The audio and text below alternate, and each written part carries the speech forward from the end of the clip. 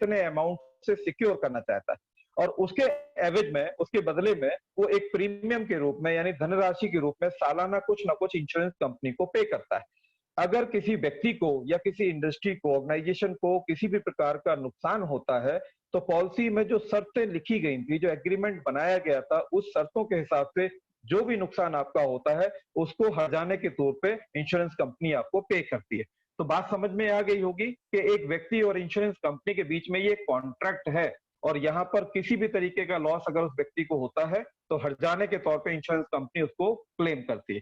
क्यों जरूरत है, तो यहाँ पर भी समझ लेते हैं कि आज अगर हम व्यक्ति की बात करें या आज हम किसी वस्तु की बात करें, वस्तु हो सकता है, हमारी कार हो सकती है, बाइक हो सकती है, हमारे स्मार्टफोन हो सकते हैं, हमारे महंगे महंगे एसेट्स हो सकते हैं, या जिस घर में हम रहते हैं वो घर भी हो सकता है।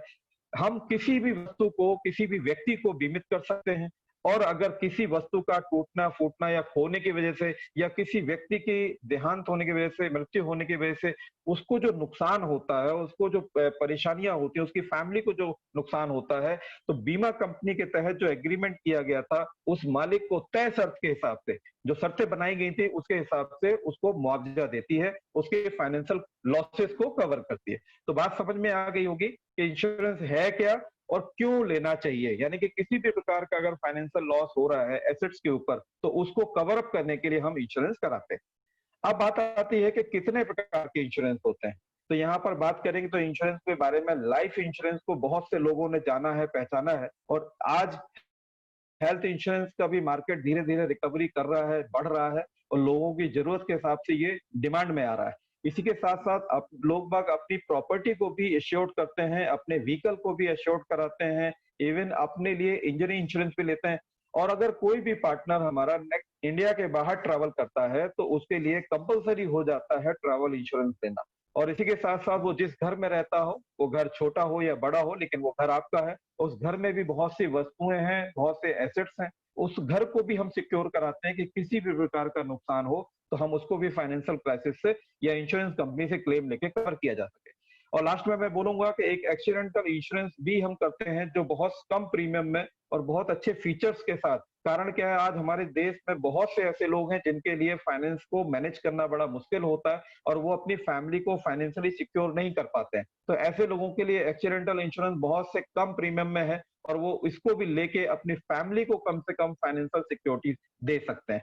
तो डियर फ्रेंड, ये विभिन्न प्रकार के इंश्योरेंस है जो मार्केट में बेचे जाते हैं। अब सवाल आता है, क्या ये इंश्योरेंस सभी सभी के हर प्रकार का इंश्योरेंस एक ही कंपनी करते हैं? तो नहीं डियर फ्रेंड, यहाँ पर इन इंश्योरेंस को अलग अलग कैटेगरीज में डिवाइड किया गया, यानी अलग अलग डिपार्टमेंट्स में बांटा गया, अलग अलग भागों में बांटा गया, जिसमें सबसे पहला भाग आता है जनरल इंश्योरेंस का, यानी साधारण बीमा का। इस साधारण बीमा की जो शुरुआत हुई थी सन 1850 में हुई थी, जो कलकत्ता के अंदर, जब ब्रिटिश शासन था हमारे देश में, अंग्रेजों का शासन था, उस समय कलकत्ता में ऑफिस बनाया गया, और सन 1850 से बीमा बेचना शुरू हुआ। तो हम सिंपली ये कह सकते हैं कि हमारे देश में बीमा 1850 से बेचा जा रहा है।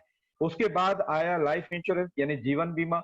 तो जीवन बीमा की जो शुरुआत की गई सन 1906 में की गई, और ये भी अंग्रेजों के शासन के काल में ही था। और फर्स्ट इंडियन कंपनी, हमारी भारतीय पहली कंपनी बनाई गई, नेशनल इंश्योरेंस, और इसने अपना काम शुरू किया था 1906 से। उसके बाद देश आजाद हुआ, और फिर लाइफ इंश्योरेंस कॉर्पोरेशन, यानी हमारा जो सबसे बड़ा पिलर है इंश्योरेंस इंडस्ट्री में, LIC, इसका शुरुआत हुई 19 जनवरी 1956 में। तो इस तरीके से लाइफ इंश्योरेंस में नेशनल कंपनी से शुरुआत होके, और LIC के साथ साथ आज कई मल्टीनेशनल कंपनीज यहाँ पर काम कर रही हैं।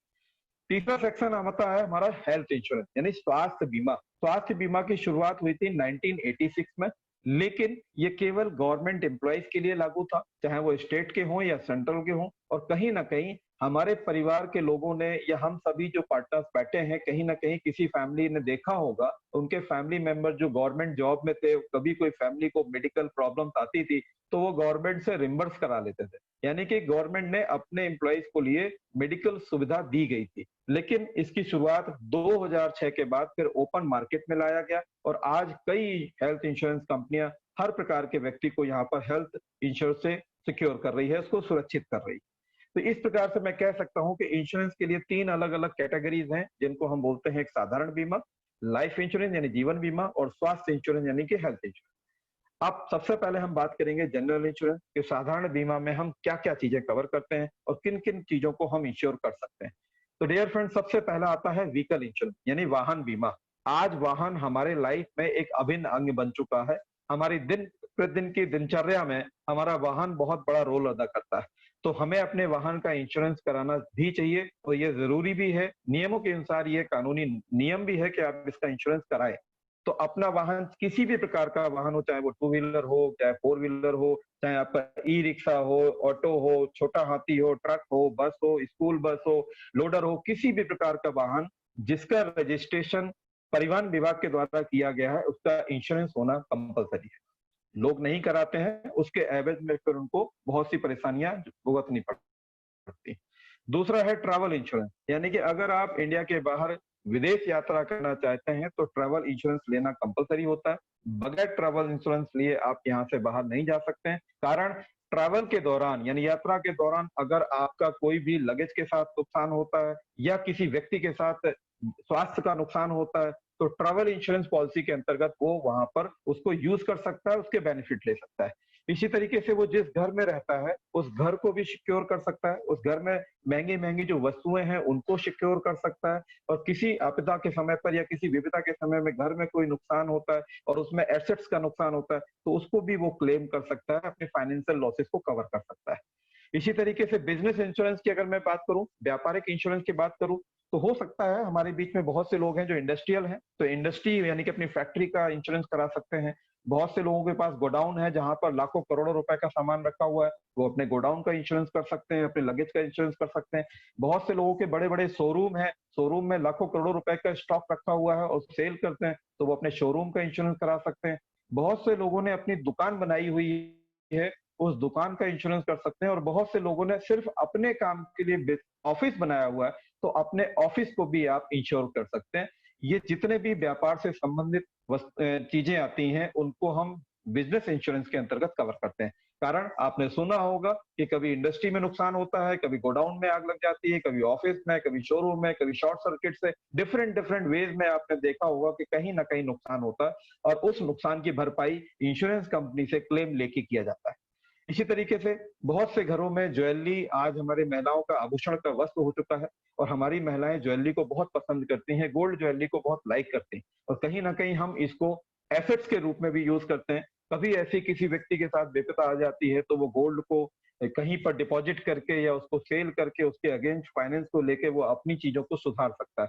तो गोल्ड हमारे लिए आभूषण का वस्त्र भी बन सकता है और गोल्ड हमारे लिए विपत्ति के समय पर एसेट के रूप में भी आता है। लेकिन कई बार आपने सुना होगा कि आपका गोल्ड घर से चोरी हो गया या रास्ते में कहीं ट्रैवल कर रहे थे, वहाँ छीन लिया गया, नुकसान हो गया। तो इस प्रकार के जो नुकसान आपके गोल्ड ज्वेलरी से होते हैं, उनको भी आप इंश्योर कर सकते हैं और आप अपने फाइनेंशियल लॉस को यहाँ पर रिकवर कर सकते हैं इंश्योरेंस से क्लेम करके।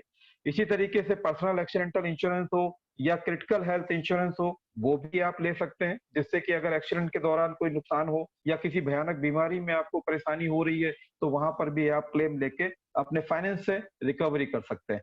हमारे बहुत से लोग ऐसे हैं जो किसान भाई हैं, कहीं न कहीं वो फसलें उगाते हैं और अन्नदाता के रूप में है और हम लोगों को फसल उगा के खाने योग्य चीज़ें देते हैं। लेकिन हमने यहाँ पर भी देखा है कि बहुत से किसानों का जो फसल है वो ओलावृष्टि से डैमेज हो जाती है, नुकसान हो जाती है, कभी अग्निकांड से बिल्कुल जल के राख हो जाती है। यानी किसान भाई जितनी मेहनत करते हैं उसके बदले में उनको मुआवजा नहीं मिल पाता है। तो ऐसे किसान भाई अगर अब वो अपने फसल का बीमा करा लें, जनरल इंश्योरेंस कैटेगरी के अंतर्गत क्रॉप इंश्योरेंस करा लें, तो उनके फसल का जो नुकसान होता है उसका हर्जाना उनको मिल सके और वो उसकी भरपाई कर पाएँ। इसी तरीके से अगर वो चाहें तो प्रधानमंत्री फसल बीमा योजना के अंतर्गत भी अपनी फसल को इंश्योर करा सकते हैं और वहाँ से भी मुआवजा ले सकते हैं। इसी के साथ-साथ बहुत से एक क्षेत्र में हमने देखा है कि पशुओं को यातायात के रूप में यूज़ किया जाता है। जैसे मैंने अमूमन राजस्थान में देखा है कि ऊँट जो है संसाधन है यातायात का और भी कई जगह पे मैंने देखा है कि कई जगह पे कुछ जानवरों को एज़ ए लोडर यूज़ किया जाता है। तो डियर ये जो संसाधन आपके हैं, ये रोजगार के संसाधन हो सकते हैं और कई बार इनके साथ भी कुछ एक्सीडेंट होते हैं, कोई नुकसान होता है और ये हमारे बीच नहीं रहते। तो इन ऐसे पशुओं को जिनसे आपका रोजगार चल रहा है और आपको लॉस हो सकता है, ऐसे पशुओं का भी आप इंश्योरेंस करा के अगर कभी लॉस हुआ तो उसको भी आप क्लेम कर सकते हैं और अपने फाइनेंशियल लॉस से बच सकते हैं। तो डियर फ्रेंड, मैं यहाँ बताना चाहूँगा कि जनरल इंश्योरेंस के अंतर्गत इतना बड़ा बिगेस्ट ब्रॉड मार्केट है कि आप अगर सर्च करेंगे तो कहीं ना कहीं हम किसी न किसी कैटेगरी को सामने देखते हैं और हमें अगर उसको चाहिए कि सिक्योर कराना है, तो जनरल इंश्योरेंस कैटेगरी में उसको सिक्योर कर सकते हैं। अब बात करते हैं जनरल इंश्योरेंस में व्हीकल के ऊपर, क्योंकि व्हीकल आज हमारा प्रतिदिन के वाहन का जो हमारी इंपॉर्टेंस है, इसकी जरूरत बन चुकी है। बगैर इसके हमारे कोई काम नहीं होते हैं। हमें कोई भी छोटा से छोटा काम करना होता है तो अपने टू व्हीलर या फोर व्हीलर का हम यूज करते हैं। और व्यापारिक तौर पर भी अगर देखा जाए तो जितने भी व्यापारिक संस्थान हैं, उनका भी कार्य आज इन्हीं व्हीकल से हो रहा है, चाहे वो ट्रक हो, छोटा हाथी हो या ट्रैक्टर हो, या हमारे किसान भाई हैं, वो भी कहीं ना कहीं खेती में संसाधन यूज कर रहे हैं। तो व्हीकल यानी जो वाहन है, किसी भी प्रकार का वाहन है जो सड़क पे चल रहा है, जिसका रजिस्ट्रेशन आरटीओ के द्वारा हुआ है, उन वाहन का बीमा होना चाहिए। क्यों होना चाहिए? क्या कारण है? नहीं होने पर क्या नुकसान हो सकता है? तो इसके बारे में आज हम व्हीकल इंश्योरेंस पर डिटेल पे बात करेंगे। तो सबसे पहली बात देखेंगे कि जरूरत क्या है। तो आज हम एक आंकड़े के तहत बताना चाहते हैं कि डियर फ्रेंड, हमारे देश में हर 10 मिनट में 9 सड़क दुर्घटनाएं हो रही हैं, यानी यातायात में कहीं ना कहीं एक्सीडेंट हो रहे हैं, और उनमें कहीं ना कहीं 3 से ज्यादा लोगों की मृत्यु हो रही है। ये मैं नहीं बोल रहा हूँ, ये एक आंकड़े बोल रहे हैं। और इन आंकड़ों में कहीं ना कहीं जिनकी मृत्यु हुई है, उनके परिवार को लॉस होता है। तो हम यहाँ कह सकते हैं कि अपने व्हीकल इंश्योरेंस करा के अपने परिवार को सुरक्षित भविष्य दे सकते हैं। उनको फाइनेंशियल लॉस से तो बचा सकते हैं, फिजिकली शायद हम ना कर पाए, लेकिन फाइनेंशियली उनको हेल्प कर पाए।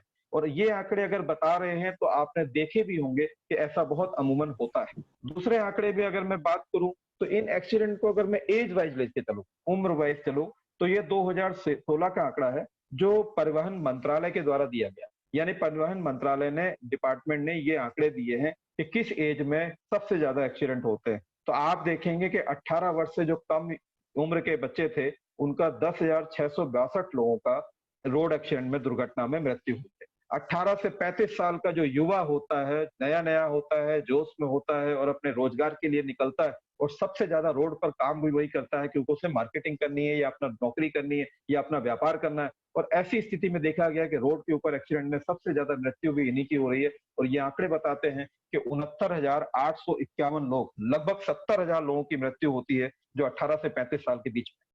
35 से 45 साल की अगर एज का आंकड़ा लेके चले, तो लगभग 33,000 के लोग आसपास होते हैं जो रोड एक्सीडेंट में मारे गए। और 45 से 60 साल के जो उम्र के लोग हैं, वो 22,174 लोगों का रोड एक्सीडेंट में मृत्यु हुई।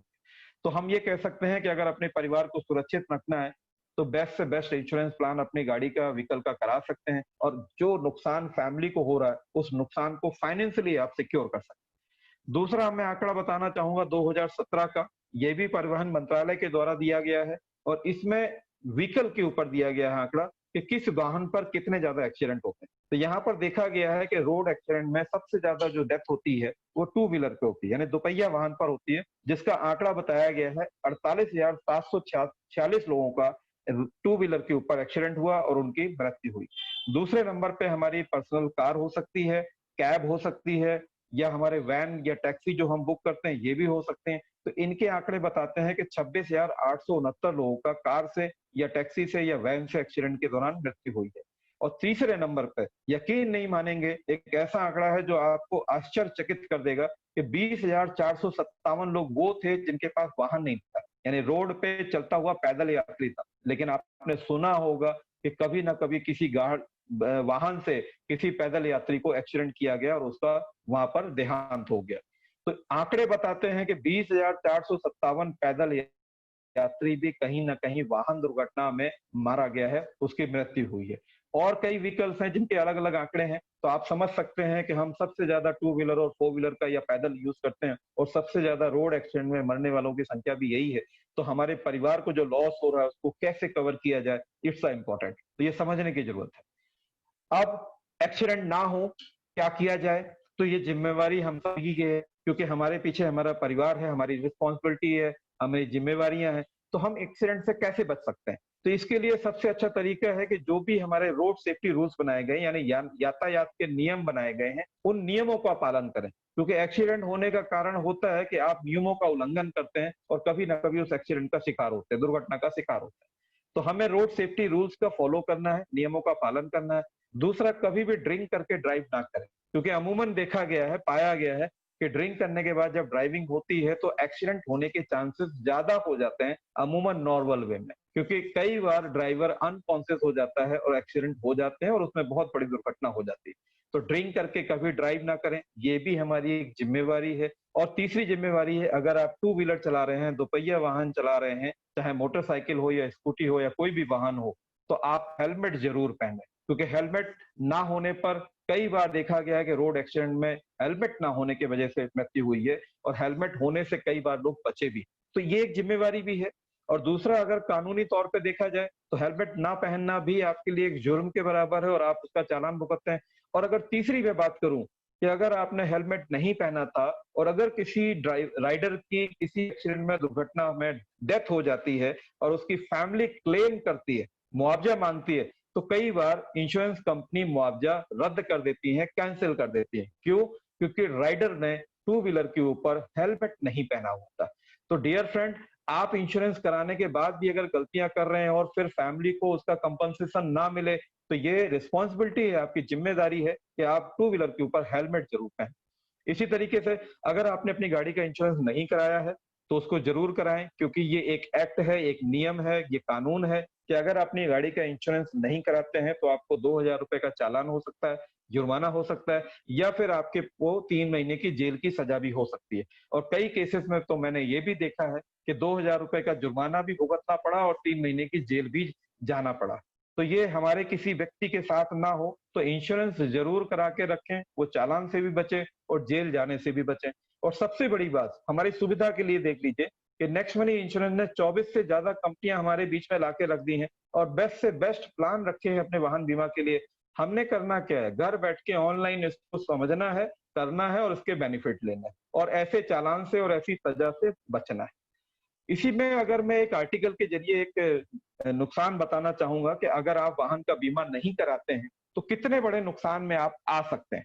आप न्यूज आर्टिकल को पढ़ रहे होंगे, सभी लोगों की स्क्रीन पर आ रहा होगा कि एक बाइक सवार के बाइक का बीमा नहीं था और उसने एक छात्रा को टक्कर मारी और उसको अब जेब से देने पड़ रहे हैं 21.18 लाख रुपए। क्यों? क्योंकि ये कोर्ट से सेटल हुआ है, ये इंश्योरेंस कंपनी ने सेटल नहीं किया, ये कोर्ट के जरिए, कोर्ट में यानी कि एक केस गया था और कोर्ट से सेटलमेंट हुआ है इसमें कि उस बाइक सवार को ये पैसे हर हालत में देने पड़ेंगे, चाहे वो एसेट्स बेच के दे, वाहन बेच के दे, घर बेच के दे, प्लॉट बेच के दे, कहीं से भी दे, क्योंकि कोर्ट का आदेश है तो पालन करना पड़ेगा। गलती क्या थी? सिर्फ गलती इतनी थी कि बाइक सवार ने अपनी गाड़ी का बीमा नहीं कराया था, उसने एक छात्रा को एक्सीडेंट किया, छात्रा को जो नुकसान हुआ उसने, उसकी फैमिली ने कोर्ट में इस क्लेम को डाला और कोर्ट ने तय किया कि छात्रा की पढ़ाई का खर्चा, उसकी फैमिली की जिम्मेवारी का खर्चा और उसके ऊपर लगाई गई पेनल्टी, सब मिला के उसको 21 लाख रुपए का हर्जाना देना।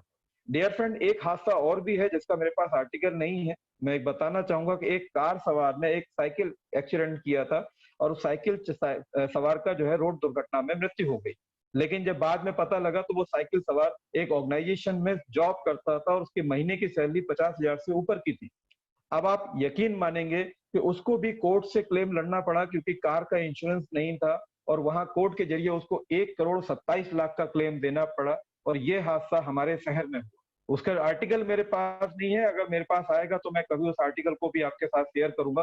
कारण क्या था कि छात्रा की इनकम नहीं थी और वो साइकिल सवार सैलरीड था और उसकी सैलरी के हिसाब से, उसकी फैमिली की लाइबिलिटीज के हिसाब से और उसको ऊपर लगाई गई पेनल्टी के हिसाब से कोर्ट ने तय किया कि 1,27,00,000 का क्लेम देना है और उस व्यक्ति को देना पड़ा। उसका घर बिक गया, उसका प्लॉट बिक गया और ये सारी चीजें हमने यहाँ पर देखी है। तो ये आप सभी के साथ ना हो, इसलिए वाहन का बीमा जरूर कराएं। अब बात आती है कि वाहन का बीमा अगर हम कराना चाहते हैं तो कितने प्रकार से होता है, क्योंकि हम समझ चुके हैं कि हमारी इंपॉर्टेंस क्या है, वाहन का बीमा क्यों इंपॉर्टेंट है, कितने बड़े लाइबिलिटीज को हम अपने सर पे लेके चल रहे हैं। तो फर्स्ट पार्टी इंश्योरेंस और थर्ड पार्टी इंश्योरेंस, हम दो तरीके से वाहन इंश्योरेंस करते हैं और दोनों में डिफरेंस क्या है, चलिए फटाफट समझ लेते हैं। फर्स्ट पार्टी में हम व्हीकल के लॉस को और डैमेज को कवर करते हैं। व्हीकल मीन आपके वाहन का, कई बार आपका वाहन चोरी हो जाता है या 100% डैमेज हो जाता है, लॉस हो जाता है, गुम हो जाता है, तो ऐसी स्थिति में व्हीकल की जो वैल्यू थी उतने का आपको पूरा का पूरा कंपनसेशन मिलता है। या किसी एक्सीडेंट में डैमेज होता है तो डैमेज जितने का भी हुआ है आप उतने का वहां से क्लेम कराते हैं। तो फर्स्ट पार्टी इंश्योरेंस में आपके व्हीकल का लॉस या डैमेज कवर है। दूसरा, आपके गाड़ी से किसी दूसरे व्यक्ति का नुकसान हो रहा है जिसको हम बोलते हैं थर्ड पार्टी लॉस या डैमेज, वो भी कवर है। जैसा कि अभी आपने आर्टिकल में देखा कि बाइक सवार को 21 लाख रुपए देने पड़े। अगर उसने इंश्योरेंस कराया होता तो ये 21 लाख रुपए इंश्योरेंस कंपनी पे करती, उसके 1 रुपए भी जेब से नहीं देने पड़ते। That's in third party loss and damages. इसी के साथ-साथ जो भी वाहन मालिक है, अगर वो खुद ड्राइव कर रहा है, तो वो अपने लिए, अपनी फैमिली को सिक्योर करने के लिए 15 लाख रुपए का पर्सनल एक्सीडेंटल इंश्योरेंस ले सकता है, जिसके लिए आपको यहाँ पर एडिशनल 3 सवा 300 से लेके 375-80 रुपए तक के लिए एक्स्ट्रा प्रीमियम देना पड़ता है। और ये एडिशनल ऑफर है। आप ऑप्शन है, अगर आप चाहें तो अपनी पॉलिसी में ऐड कर सकते हैं और आपको आवश्यकता नहीं है, तो आप इसे अपनी पॉलिसी से हटा भी सकते हैं। ये एडिशनल फीचर है ओनर ड्राइवर कवर, यानी मालिक खुद अगर वाहन चला रहा है तो अपने फैमिली को सिक्योर करने के लिए इंश्योरेंस ऐड कर सकता है। इसी तरीके से अगर आपके वाहन को कोई दूसरा व्यक्ति चला रहा था, मान लीजिए आपका कोई मित्र गाड़ी लेके गया था या आप किसी ड्राइवर को यूज करते हैं, ड्राइवर गाड़ी चला रहा है और कभी एक्सीडेंट में ड्राइवर के साथ या उस व्यक्ति के साथ कोई दुर्घटना हो जाती है, तो इसके लिए भी ये एडिशनल फीचर है, ये एडिशनल ऑप्शन है कि अगर अपनी पॉलिसी में आप चाहें तो इसे ऑर्डर कर सकते हैं। इसके लिए कंपनी आपसे 50 रुपए एक्स्ट्रा लेती है और 2 लाख रुपए तक का कवर देती है। तो ये फर्स्ट पार्टी इंश्योरेंस में हम इन चीजों को कवर करते हैं। तो आप समझ सकते हैं कि फर्स्ट पार्टी इंश्योरेंस में क्या-क्या बेनिफिट है। अब बात करते हैं थर्ड पार्टी में। तो थर्ड पार्टी में आपकी व्हीकल की जो वैल्यू है, उसको ज़ीरो कर दिया जाता है, यानी आपके व्हीकल का लॉस या डैमेज को हम कवर नहीं करेंगे। केवल आपकी गाड़ी से किसी दूसरे व्यक्ति का नुकसान हो रहा है, जिसको हम थर्ड पार्टी लॉस या डैमेज बोलते हैं, वो कवर रहेगा। इसी तरीके से मालिक जो अपनी गाड़ी खुद चला रहा है, वो अपने को कवर करना चाहता है तो ओनर ड्राइवर कवर को कर सकता है, या वो अपने ड्राइवर को कवर करना चाहता है या अपने मित्र जो दूसरी गाड़ी चला रहा था उसको कवर करना चाहता है, तो थर्ड पार्टी में हम दे सकते हैं। तो the major difference in first party and third party, कि आपका जो व्हीकल का लॉस है वो केवल फर्स्ट पार्टी इंश्योरेंस में कवर होता है। थर्ड पार्टी में व्हीकल की वैल्यू जीरो होती है, इसलिए थर्ड पार्टी में हम किसी व्हीकल का कोई कंपनसेशन नहीं देते। अब मैं 1900 एक्ट के उस नियम के बारे में बताना चाहूंगा कि 1998 में हमारे परिवहन मंत्रालय के द्वारा ये मोटर व्हीकल एक्ट बनाया गया था कि आपका थर्ड पार्टी लायबिलिटी इंश्योरेंस अनिवार्य है, कंपल्सरी है। कई बार कोई भी ट्रैफिक पुलिस वाला आपके जब पेपर चेक करता है, वो इंश्योरेंस क्यों चेक करता है? क्योंकि उसको पता है कि 1998 में ये कानून बना दिया गया था कि अगर किसी के पास इंश्योरेंस नहीं है या उसका इंश्योरेंस एक्सपायर हो चुका है, तो उसका चालान काटा जा सके, उसको जेल की सजा दी जा सके, क्योंकि ये 98 में तय हो चुका था कि थर्ड पार्टी लायबिलिटी इंश्योरेंस अनिवार्य है, क्योंकि आपकी गाड़ी से अगर किसी दूसरे व्यक्ति का नुकसान हो रहा है, तो उसको हम कंपनसेट कर पाएं। तो हमारे लिए सबसे अच्छी बात है, हम फिर अगेन बोलेंगे कि नेक्स्ट मनी में 24 से ज्यादा कंपनी हमारे बीच में है कि हम बेस्ट से बेस्ट प्लान लेके, अच्छे से अच्छे सेलेक्ट प्लान लेके और अच्छी से अच्छी कंपनी से यहाँ से इंश्योरेंस कर सकते हैं। तो ये है हमारा व्हीकल इंश्योरेंस। तो व्हीकल के ऊपर बात समझ में आ गई होगी कि वाहन का इंश्योरेंस क्यों जरूरी है। वो वाहन किसी भी रूप का हो, किसी भी प्रकार का हो, किसी भी व्यवसाय से ताल्लुक रखता हो। आज हम दूसरे सेक्शन पे बात करना चाहेंगे, जिसका नाम है हेल्थ इंश्योरेंस, स्वास्थ्य बीमा। तो बेसिकली सबसे पहले समझ सकते हैं कि स्वास्थ्य बीमा है क्या। तो जिस तरीके से अभी आपने वाहन में या बीमा को समझा था कि बीमा एक कॉन्ट्रैक्ट है, तो ये भी एक कॉन्ट्रैक्ट है जो एक हेल्थ इंश्योरेंस कंपनी और एक हेल्थ इंश्योर्ड व्यक्ति के बीच में या उसके परिवार के बीच में कॉन्ट्रैक्ट किया जाता है। यहाँ पर तय किया जाता है कि अगर आपको कभी किसी हॉस्पिटलाइज होना पड़ा, किसी बीमारी के तहत अस्पताल में एडमिट होना पड़ा और जो हॉस्पिटल के खर्चे हैं, उनको इंश्योरेंस कंपनी कवर अप दे, उनको बेनिफिट दे, तो वहां पर वो एक एग्रीमेंट करता है कि मुझे अपनी फैमिली के लिए इतने लाख रुपए का सम एश्योर्ड चाहिए, यानी बीमा राशि चाहिए, और उसके एवज में मैं सालाना आपको थोड़ा सा प्रीमियम पे करूंगा। तो इस प्रकार से ये कॉन्ट्रैक्ट होता है और इस कॉन्ट्रैक्ट के तहत अगर परिवार के किसी भी सदस्य को कभी भी कोई भी बीमारी हो जाती है और वो किसी भी कारण से हॉस्पिटलाइज होता है, तो हॉस्पिटल के जो भी खर्चे होते हैं, चाहे वो डॉक्टर की फीस हो, नर्सिंग हो, रूम चार्जेस हो, आपके पैथोलॉजिकल हो, मेडिसिन चार्जेस हो, सर्जरी चार्जेस हो, सब कुछ आपके उस बीमा में कवर्ड होते हैं। आपको आपको जेब से पैसा खर्च करने की आवश्यकता नहीं है। जितना आपने अपने परिवार की बीमित राशि तय की थी, उतनी राशि तक का आप यहाँ से स्वास्थ्य लाभ ले सकते हैं। स्वास्थ्य पॉलिसी के ऊपर आप अपने कंपनसेट कर सकते हैं। तो ये डिपेंड करता है कि आप अपने परिवार को कितने सम एश्योर्ड से सिक्योर करना चाहते हैं और उसके एवज में क्या प्रीमियम देना चाहते हैं। तो जस्ट लाइक ये भी एक कॉन्ट्रैक्ट है। अब बात करते हैं कि अगर आप ये नहीं लेते हैं, मान लीजिए हेल्थ इंश्योरेंस नहीं लेते हैं और अगर फिर किसी परिवार में कोई बीमारी हुई, तो आप सोच सकते हैं कि जो मेडिकल एक्सपेंसेस हैं, जो दवाई के या हॉस्पिटल के जो खर्चे हैं, वो आप किन फाइनेंशियल सोर्सेस से लेते हैं। ये भी एक आंकड़ा बताता है कि डियर फ्रेंड 75% लोग, यानी कि 100 में से 75% लोग ऐसे हैं जो अपनी इनकम से या अब तक जो जमा पूंजी उनने सेविंग की थी, बचत की थी, आज तक जो पैसा जोड़ा था, उस पैसे को वो इलाज में खर्चा कर देते हैं। जब भी परिवार का कोई सदस्य हॉस्पिटलाइज होता है, तो उसकी सारी जमा पूंजी खर्च हो जाती है या उसकी सारी इनकम खत्म हो जाती है। ये 75% लोगों के साथ हुआ है। 24% लोग ऐसे भी निकल के आए हैं जिनके पास पैसा कम होने की वजह से उन्होंने अपने रिश्तेदारों से या दोस्तों से या अपनी कंपनी से कहीं ना कहीं से पैसा उधार भी लिया और उधार लेके इलाज कराया है और फिर उस उधार को भी कई सालों तक चुकाया होगा। तो डियर फ्रेंड, ऐसे ये आंकड़े बताते हैं। और 18% लोग ऐसे भी हैं हमारे बीच में जिनके पास ना तो उधार पैसा मिलता है, ना जमा पूंजी होती है और उन्हें अपना संपत्ति बेचनी पड़ती है। हो सकता है गोल्ड बेच दिया, हो सकता है प्लॉट बेच दिया, हो सकता है अपना वाहन बेच दिया हो सकता है अपना घर बेच दिया हो, क्योंकि इलाज तो जरूर कराएंगे। किसी भी फैमिली मेंबर को हम हॉस्पिटल में छोड़ तो सकते नहीं है, तो हमें इलाज तो कराना है, तो कहीं ना कहीं एसेट बेचना पड़ता है। और ये एक फाइनेंशियल सोर्स का डाटा है कि 18% लोग एसेट्स को भी बेचते हैं। तो डियर फ्रेंड, हमारे किसी पार्टनर के साथ या उनके परिवार के साथ ऐसा ना हो, तो ऐसी खर्चों के लिए बचने से लिए हम स्वास्थ्य इंश्योरेंस ले लेंगे, तो हम फाइनेंशियल सेविंग से भी बच जाएंगे, उधार लेने से भी बच जाएंगे और हमें संपत्ति बेचने की भी नौबत नहीं आएगी। कुछ आंकड़े बताते हैं कि अगर हमारे बीच में कभी कोई बीमार होता है और हॉस्पिटलाइज होता है, तो अमूमन आपने देखा होगा कहीं ना कहीं आपके आसपास के लोग हॉस्पिटल में गए होंगे, परिवार के लोग भी गए होंगे और किसी बीमारी में आपने लाख, 2 लाख, 5 लाख रुपए का खर्चा बस यूं ही कर दिया होगा। कहने का मतलब हॉस्पिटल में पहुंचे तो लाख, 2 लाख, 5 लाख रुपए का खर्चा कब हो गया पता भी नहीं चलता। ये अमूमन देखा गया है। और कई बार कई गंभीर बीमारियों में ये खर्चा 20 लाख या इससे ऊपर भी जा चुका है।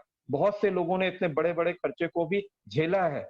तो ये आप समझ सकते हैं कि अगर आपके पास बेस्ट से बेस्ट हेल्थ इंश्योरेंस प्लान हो, तो आप इतनी बड़ी राहत ले सकते हैं और इतनी बड़ी गंभीर बीमारी पे होने वाले खर्चे से बच सकते हैं। तो ये बहुत इंपॉर्टेंट है।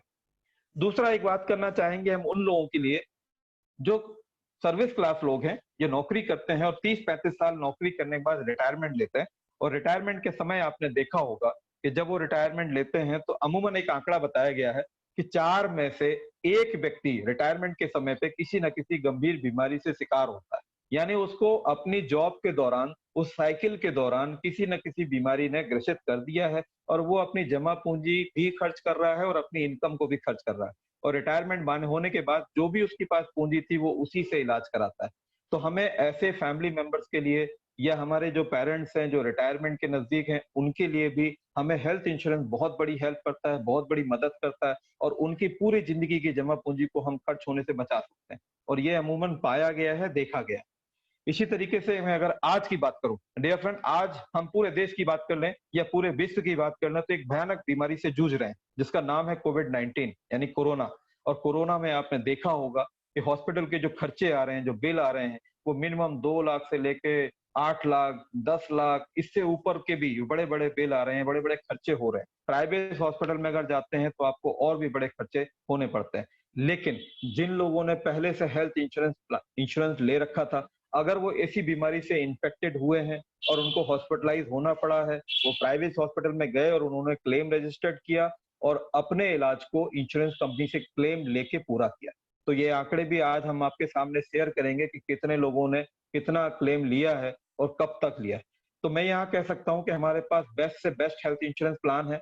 अगर आपके परिवार के साथ या अपने आस-पास के रिश्तेदारों के साथ, दोस्तों के साथ ऐसी कोई भयानक बीमारी में कोई ग्रसित ना हो, उसको फाइनेंशियल लॉस ना हो, तो उसको हेल्थ इंश्योरेंस प्लान ले लेना चाहिए था।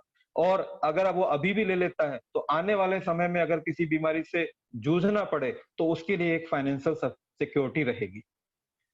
चलिए एक आंकड़ा बताता हूँ कि भारत में जो कोरोना पीड़ित हुए थे, उसमें कितने लोगों ने इंश्योरेंस कराया और उसमें क्या बेनिफिट मिला। तो यहाँ पर आंकड़े निकल के आए हैं कि केवल 4%, मात्र ओनली 4% लोगों का हेल्थ इंश्योरेंस था।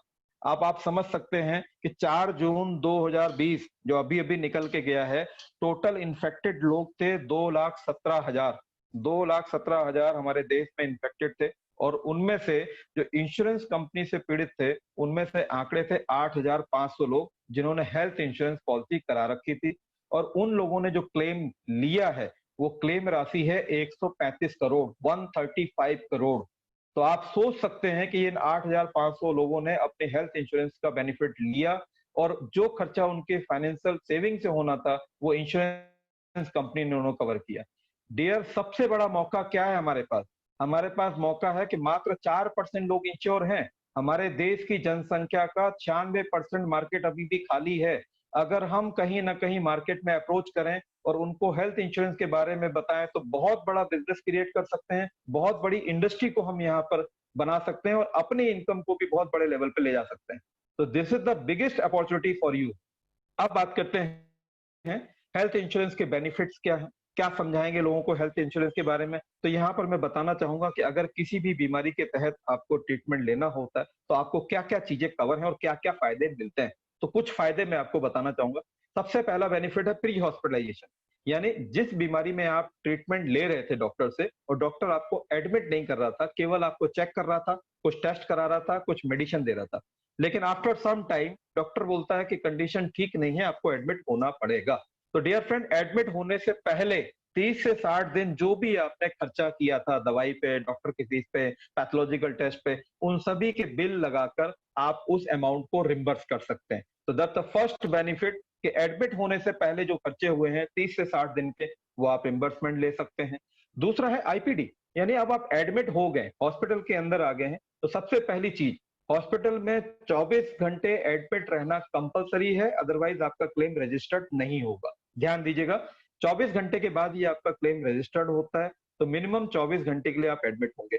अब अगर हॉस्पिटल में आप एडमिट हो चुके हैं, तो डियर फ्रेंड, हॉस्पिटल के अंदर जो भी खर्चे हों, चाहे डॉक्टर की फीस हो, नर्सिंग हो, रूम चार्जेस हो, आईसीयू चार्जेस हो, सर्जरी का खर्चा हो, पैथोलॉजिकल टेस्ट हो, मेडिसिन का खर्चा हो, सब कुछ आपका यहाँ पर कवर होता है। और जितना आपने सम एश्योर्ड अपनी फैमिली का तय किया था उस पॉलिसी एग्रीमेंट में कि आपने 5 लाख का कवर लिया है, 10 लाख का लिया है, 50 लाख का लिया है, उतनी अमाउंट तक का आप क्लेम कैशलेस कर सकते हैं हमारे पैनल हॉस्पिटल में। और अगर पैनल में नहीं है, तो आपको अपने जेब से खर्च करके इलाज कराना है और उसके बाद बिल लगा के इसको रिम्बर्स कराना है, क्योंकि ये दोनों तरीके से चलेगा। क्योंकि हर समय जरूरी नहीं कि पैनल हॉस्पिटल आपके पास में हो, तो आपको सबसे पहले पेशेंट को एडमिट कराना है, उसका ट्रीटमेंट लेना है।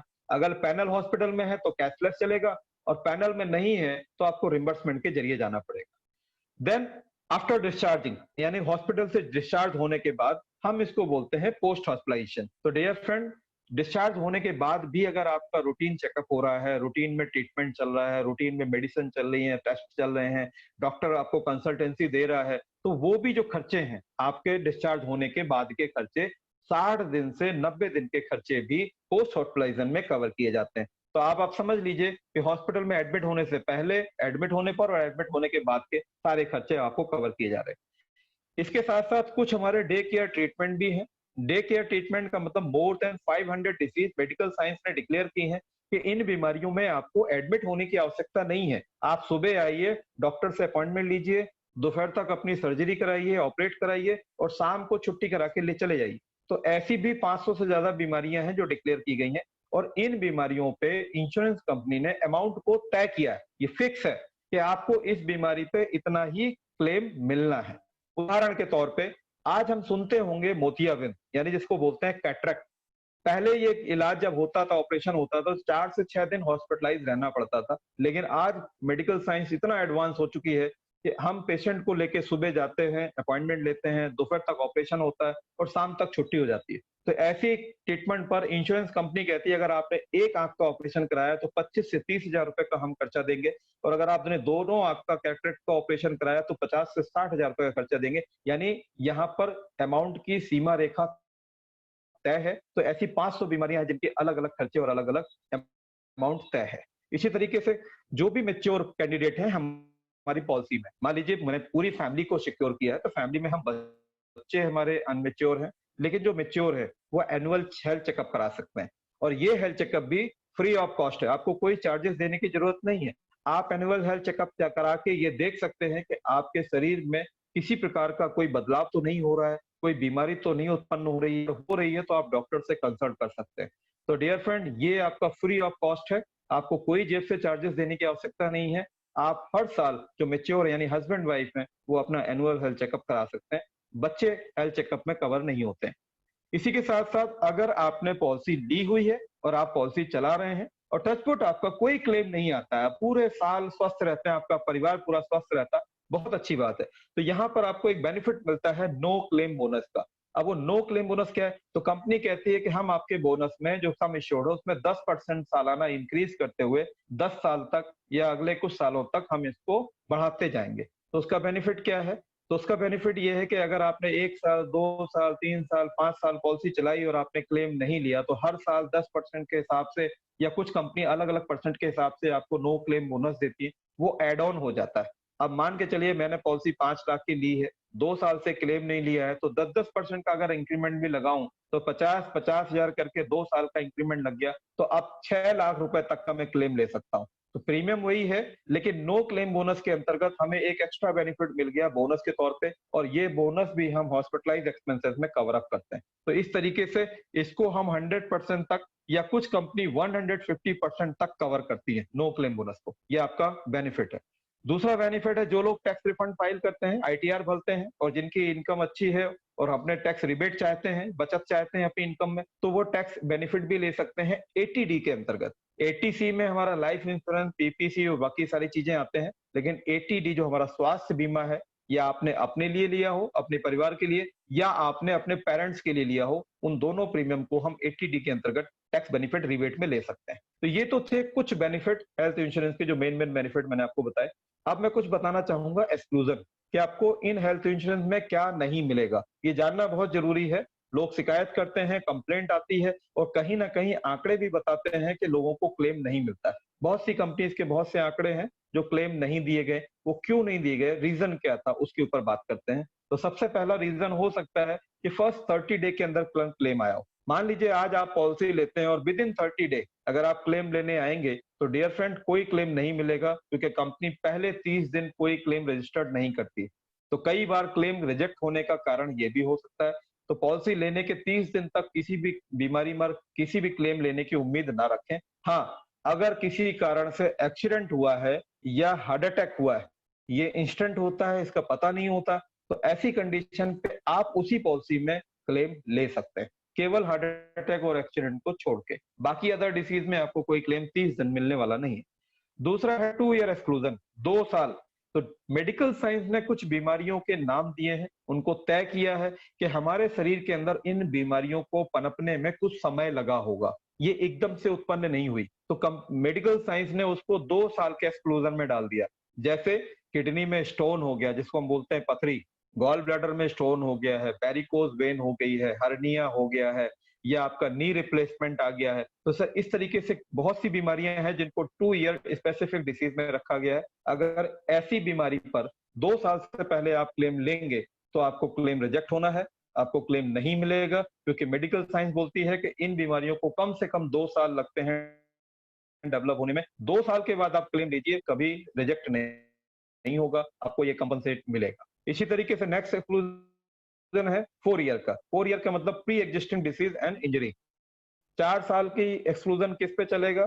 अगर पॉलिसी लेते समय आपको कोई बीमारी है, हो सकता है आप डायबिटिक हो सकता है आप हाइपरटेंशन हो सकता है और भी कोई बीमारी हो, तो डियर फ्रेंड अपनी बीमारी को डिस्क्लोज करिए। अगर आप छुपाएंगे, बीमारी नहीं बताएंगे और पॉलिसी लेते हैं और जब ट्रीटमेंट आता है, हॉस्पिटलाइज होते हैं और डॉक्टर लिख के देता है कि ये बीमारी पिछले कई सालों से है, वो मेडिकल हिस्ट्री बता देती है, आपका मेडिकल जो बायोकल्चर है वो बता देता है। ऐसी स्थिति में आपका क्लेम 1 सेकंड के अंदर रिजेक्ट होता है और आपको 1 रुपए का भी कंपनसेशन नहीं मिलेगा। तो डियर फ्रेंड अगर किसी भी पार्टनर को पॉलिसी लेने से पहले या उसकी फैमिली को या रिलेटिव को या जानकार को कोई भी डिसीज है, उसको डिस्क्लोज करिए कि क्या बीमारी है, कब से है, और उसके बाद 4 साल तक उस बीमारी से रिलेटेड कोई भी बीमारी पर क्लेम नहीं मिलेगा। 4 साल के बाद आप खुल के आराम से उस बीमारी से संबंधित कोई भी बीमारी है या उस बीमारी पे आप क्लेम ले सकते हैं।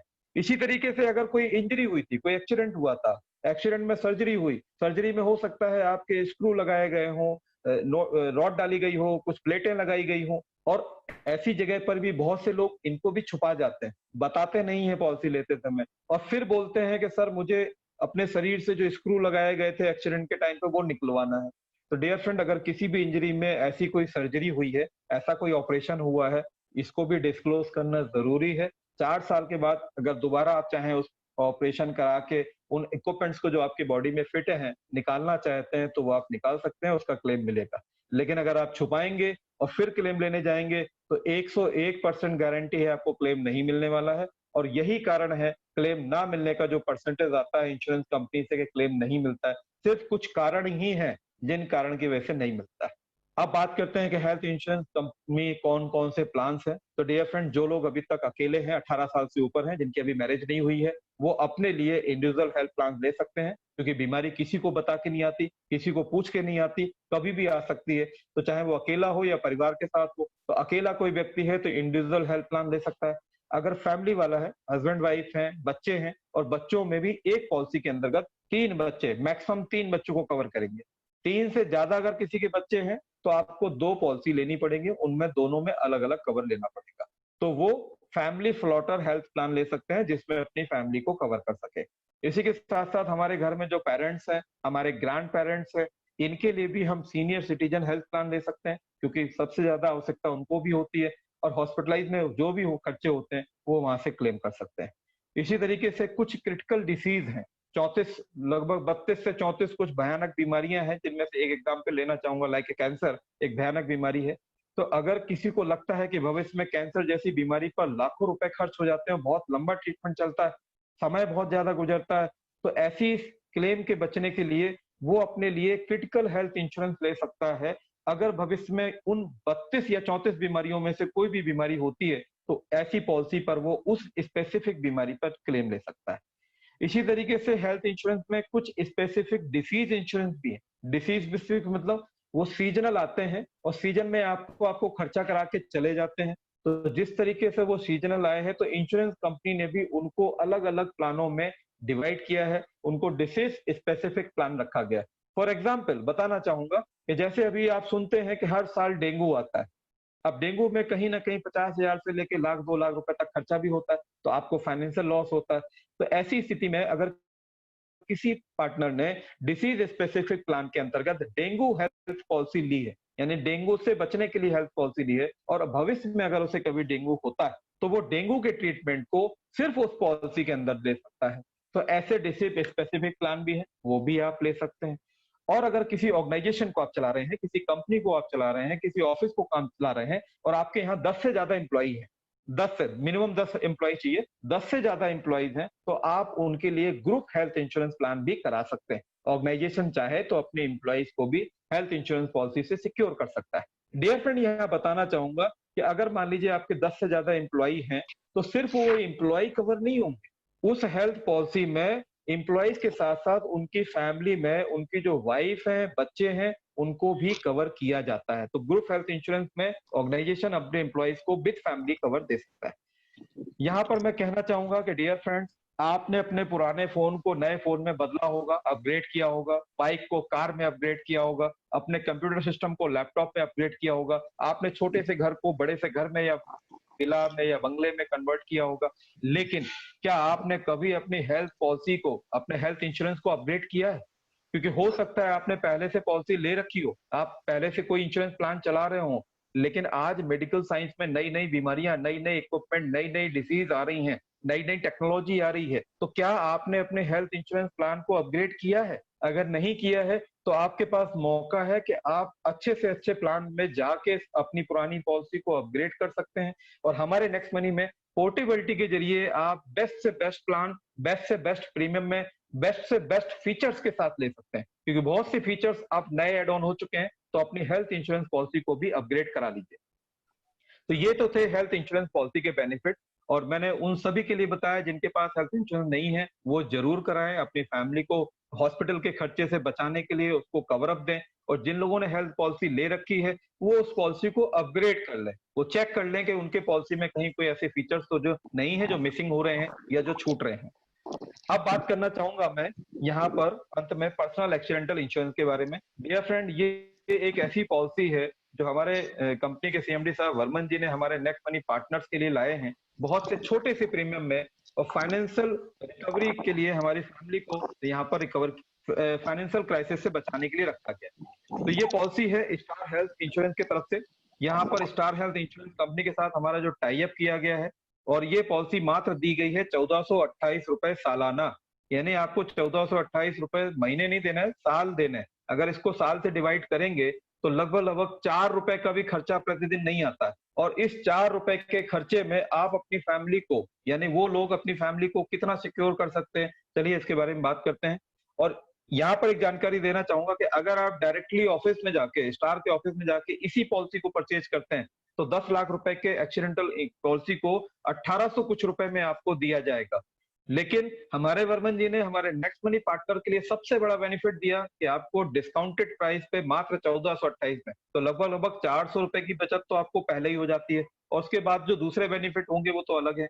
अब बात आती है पॉलिसी के फीचर्स क्या है। तो सबसे बड़ा फीचर है कि अगर किसी भी पॉलिसी होल्डर का, जिसने ये पॉलिसी ले रखी है, उसका रोड एक्सीडेंट में दुर्घटना होती है और उसका देहांत होता है, तो उसकी फैमिली को 11 लाख रुपए का कंपनसेशन मिलेगा एज अ डेथ कवर। तो आप समझ सकते हैं कि 1428 रुपए सालाना प्रीमियम देके आप अपनी फैमिली को 11 लाख रुपए की सिक्योरिटी दे रहे हैं।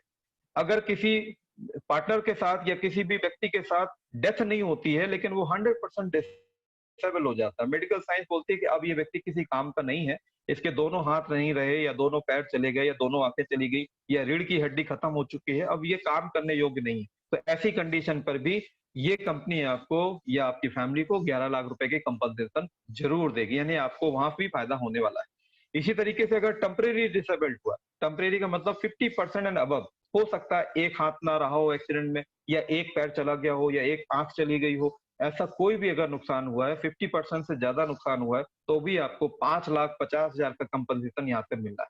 तो ये बेनिफिट है, मेन बेनिफिट 1428 रुपए की पॉलिसी में।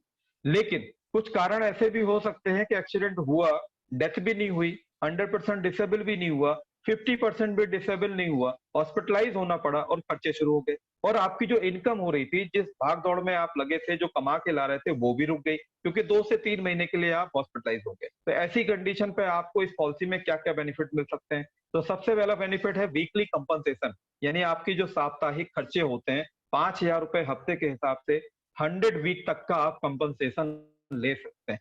जो आपके खर्चे हैं, आपकी फैमिली की जो लाइबिलिटी है, या आपकी जो भी आपके खर्चे होते हैं, उनको ले सकते हैं।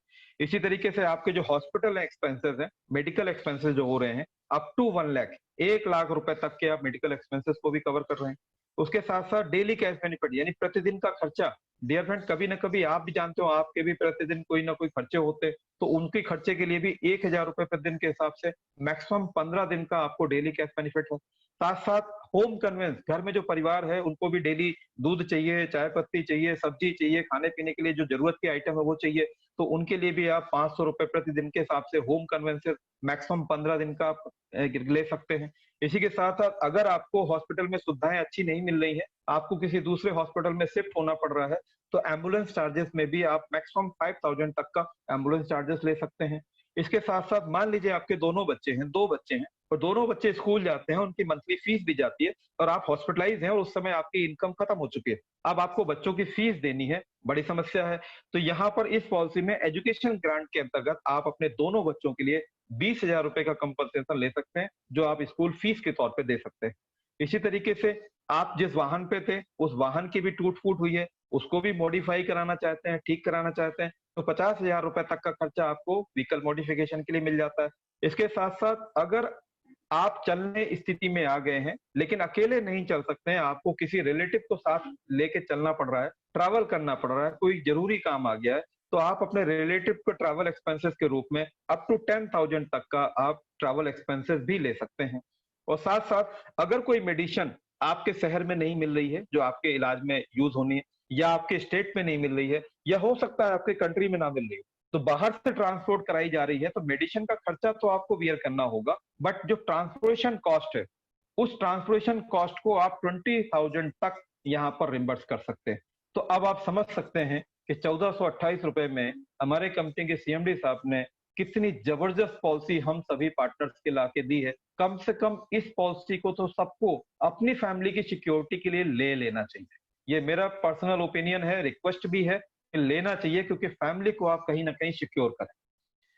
अब सवाल आता है कि नेक्स्ट मनी से इंश्योरेंस क्यों खरीदे। डियर फ्रेंड, हमारे रिश्तेदार हैं, हमारे जानने वाले, हमारे दोस्त हैं, पिछले कई सालों से बीमा बेचते हैं, मैं उनसे क्यों ना लूं, नेक्स्ट मनी से क्यों लूं। तो इसका सबसे बड़ा बेनिफिट है, पहला बेनिफिट कि आपको अगर अलग अलग चीजों का अलग अलग बीमा कराना है तो आपको मार्केट में अलग अलग कंपनी और अलग अलग एडवाइजर या अलग अलग फाइनेंशियल कंसल्टेंट ढूंढने पड़ेंगे, यानी कि आपको विभिन्न विभिन्न चीजों को मैनेज करना पड़ेगा। बट नेक्स्ट मनी में सबसे अच्छी फायदा है कि ऑल ओवर द इंडस्ट्री, यानी इंश्योरेंस इंडस्ट्री में जितनी कंपनी है, सारी कंपनी एक ही प्लेटफॉर्म पे है, और जितने प्रकार के इंश्योरेंस प्लान हैं, चाहे वो हेल्थ का हो, ट्रैवल का हो, व्हीकल का हो, घर का हो, आपके ज्वेलरी का हो, किसी भी प्रकार का बीमा हो, सभी प्रकार के बीमा सभी प्रकार की कंपनियों के एक ही प्लेटफॉर्म पे मिल रहे हैं।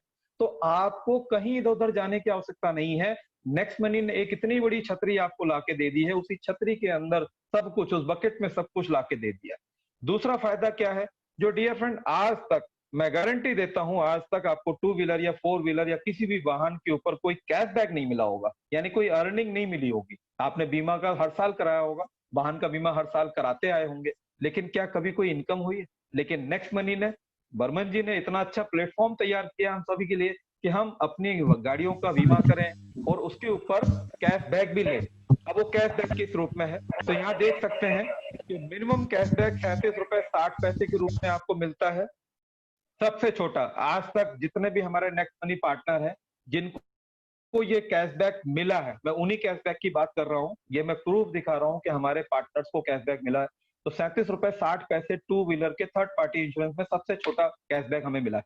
इसके बाद हमारे किसी नेक्स्ट मनी पार्टनर को 117 रुपए का कैशबैक भी आया है, 394 रुपए 50 पैसे का भी आया है, 617 रुपए 62 पैसे का भी कार के इंश्योरेंस के ऊपर उसने कैशबैक लिया है, 757 रुपए 75 पैसे का भी लिया है, 850 रुपए का भी कैशबैक लिया है, 1107 रुपए का भी कैशबैक लिया, 1291 रुपए का भी लिया और 1295 रुपए का भी कैशबैक लिया है। डियर फ्रेंड, मेरा कहने का मतलब है कि जैसा वाहन होगा उसका जितना प्रीमियम आएगा उसके ऊपर हमारे नेक्स्ट मनी में ओडी प्रीमियम के ऊपर 5% का कैशबैक आता है जो तय है।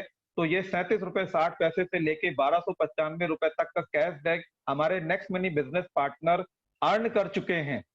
अगर इससे भी बड़ा प्रीमियम आएगा तो इससे बड़ा भी कैशबैक आपको मिल सकता है। तो ये चीज प्रूफ।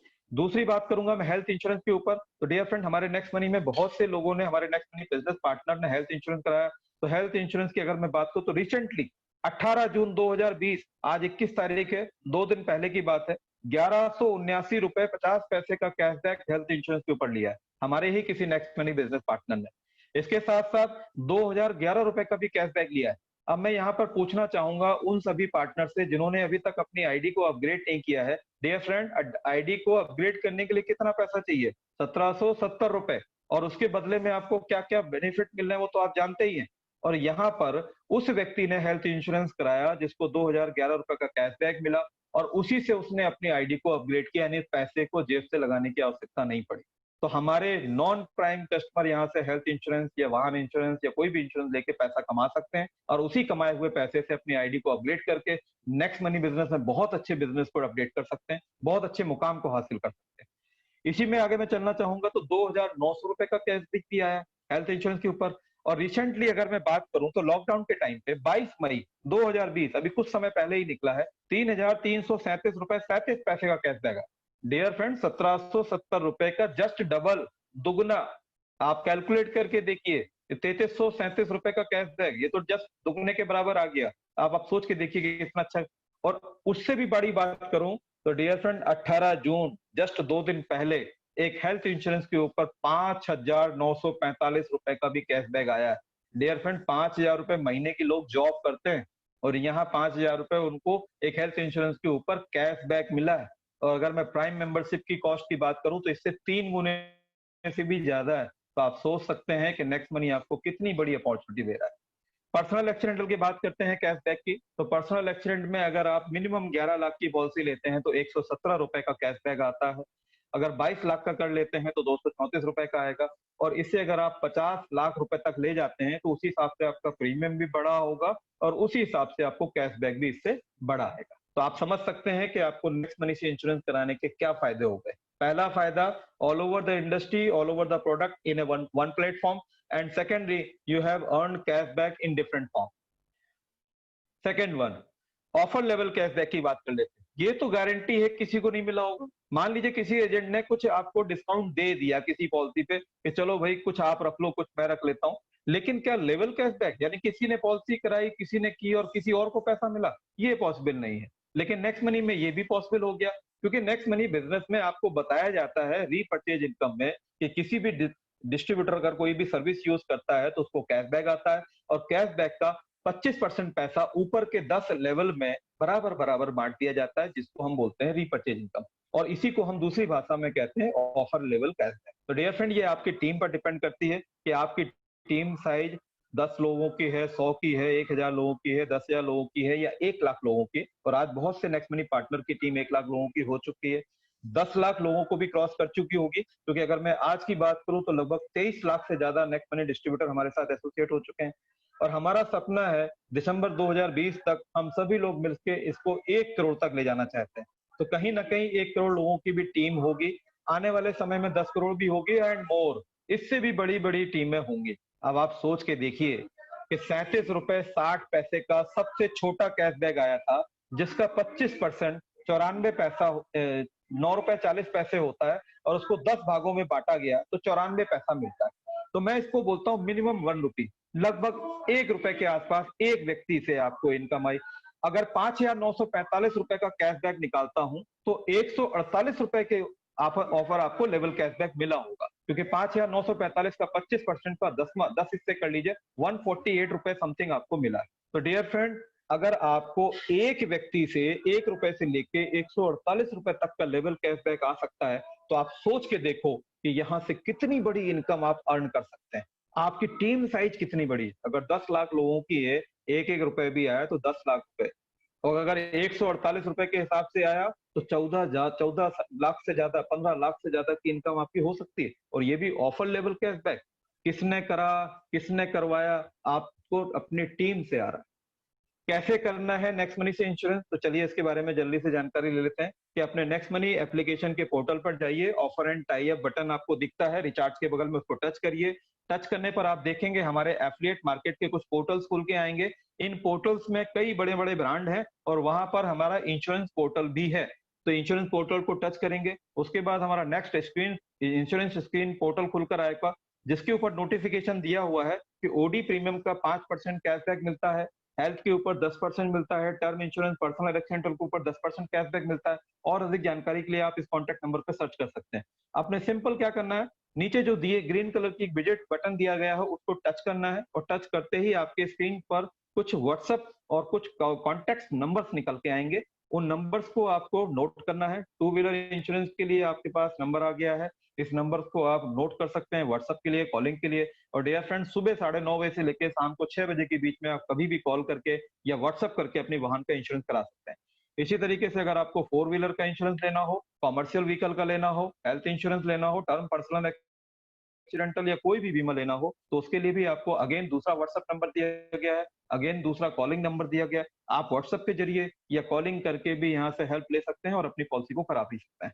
इसके साथ साथ तीसरी चीज और बता दूं कि अगर आप इन नंबर को सेव नहीं भी कर पाए हैं तो टेंशन लेने की आवश्यकता नहीं है। अब इन सारे प्रोसेस को ऑनलाइन कर दिया गया है। आपके सामने स्क्रीन पर जो नंबर आते हैं, जो डायलॉग बॉक्स आता है, उसको क्लोज करिए। क्लोज करने के बाद जब आप पर्सनल एक्सीडेंटल इंश्योरेंस का कोटेशन लेते थे, वहीं से आप 2 व्हीलर का कोटेशन, 4 व्हीलर का कोटेशन, कॉमर्शियल गाड़ी का कोटेशन, हेल्थ का कोटेशन, पर्सनल एक्सीडेंट, हर चीज के लिए आप ऑनलाइन डायरेक्टली अटैच हो सकते हैं और वहीं से कोटेशन ले सकते हैं। तो अगर आप नंबर सेव नहीं भी कर पाए तब भी आपको दिक्कत नहीं है, आप डायरेक्टली पोर्टल के जरिए कोटेशन मंगा सकते हैं और अपनी गाड़ी का इंश्योरेंस कर सकते हैं, कोई भी इंश्योरेंस कर सकते हैं।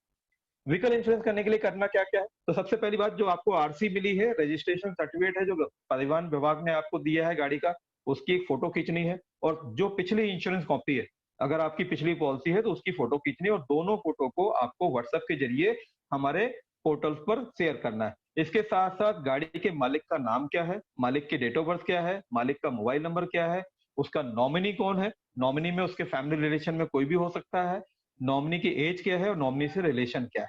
इसके साथ साथ इस व्हीकल के कैशबैक को किस आईडी पे चाहिए, उस यूजर आईडी को भी प्रॉपर तरीके से आपको मैनेज करना है, उसको बताना है। कई बार यूजर आईडी को लिखने में कॉन्टैक्ट नंबर दे देते हैं, नाम दे देते हैं, और उससे आपका कैशबैक नहीं आ पाता है।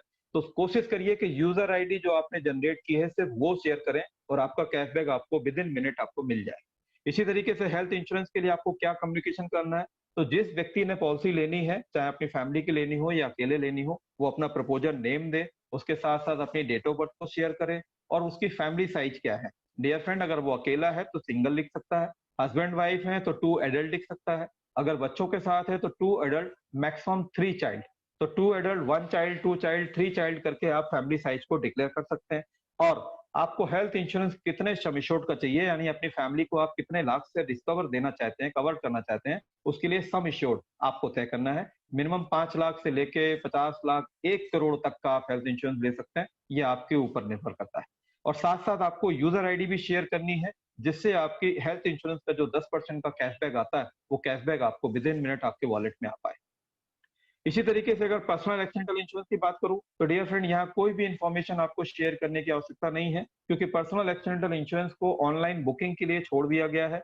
आप सिंपली पोर्टल पे जाइए, अपने नंबर के डायलॉग बॉक्स को क्लोज करिए, अपनी डिटेल को भरिए और पर्सनल एक्सीडेंटल के कंप्लीट फॉर्म को भरते हुए उसमें जो डिटेल वो मांग रहा है, जहां पर आपका नाम, mobile number, mail ID, date of birth, address, वो सारी चीजें भरते हुए उसको बुक कर दीजिए, रजिस्टर कर दीजिए। आफ्टर रजिस्ट्रेशन 24 टू 48 आवर, 24 से 48 घंटे पे आपकी मेल आईडी पर एक पेमेंट लिंक आएगा, आप उसको पेमेंट करेंगे, विद इन मिनट आपके मेल पर उसकी रिसिप्ट आ जाएगी और कुछ ही मिनट्स के बाद आपका पॉलिसी बॉन्ड डिजिटली आपके मेल पर आ जाएगा। इस तरीके से आप पर्सनल एक्सीडेंटल पॉलिसी को ऑनलाइन कर सकते हैं। इसके लिए कोई भी डिटेल को, इंफॉर्मेशन को शेयर करने की आवश्यकता नहीं है।